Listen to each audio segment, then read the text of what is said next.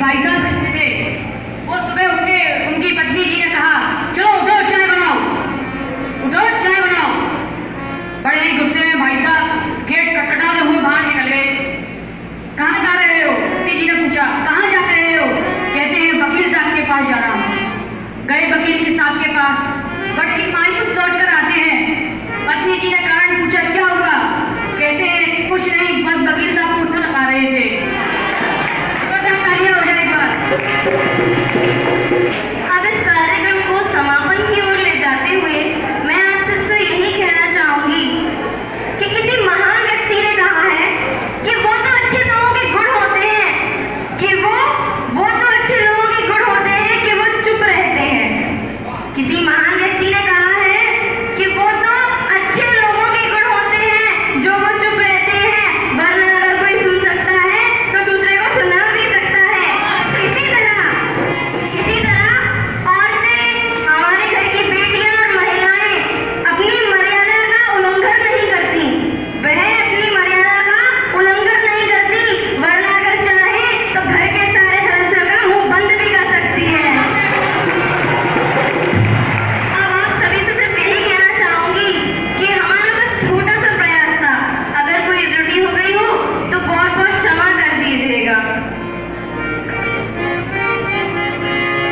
मैं आमंत्रित करना चाहूंगी हमारे बीच उपस्थित बहुत ही कोमल सी हृदय वाली कवित्री कस्तूरी देवी।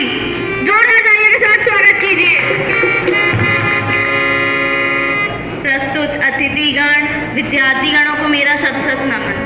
मैं कवित्री कस्तूरी देवी आज आप सभी के समक्ष एक विषय बेटी बचाओ बेटी पढ़ाओ पर एक कविता लेके आई हूँ। भगवान ने जब सृष्टि बनाई तो उसके पालन पोषण के लिए नारी भी बनाई और उसी से जुड़े माँ, बहन, बहू जैसे कई रिश्ते भी बनाए। लेकिन इन सब रिश्तों की शुरुआत होती है बेटी नाम के रिश्ते से। लेकिन आज के ज़माने में उस बेटी को दहेज की चपेट में लेकर लोग मार देते हैं।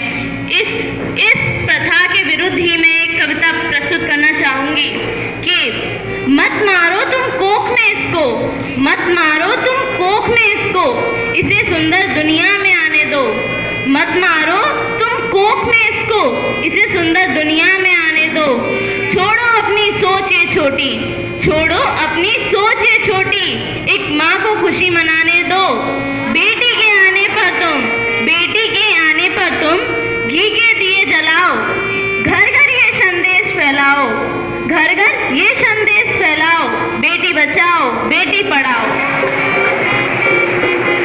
तो अब अगली पंक्ति एक विषय पर आधारित है कि जो लोग दूसरों के सामने कहते हैं कि बेटियां लक्ष्मी का रूप होती हैं, लेकिन जब उनके जीवन में ये मोड़ आता है कि उनको बेटियों को अपनाना होता है तो वो पीछे हट जाते हैं और उनकी हत्या के ऊपर उतारू हो जाते हैं।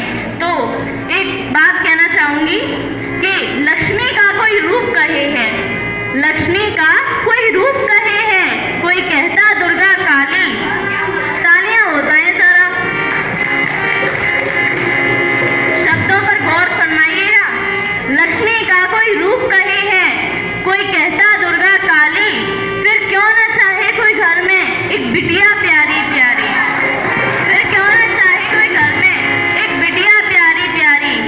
इस बढ़ते अत्याचार के खिलाफ अपनी आवाज उठाओ, घर घर ये संदेश फैलाओ, बेटी बचाओ बेटी पढ़ाओ।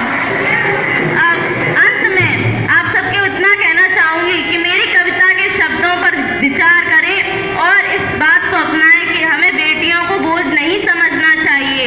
वो तो भगवान का आशीर्वाद होती हैं, उन्हें उसी प्रकार अपना लेना चाहिए।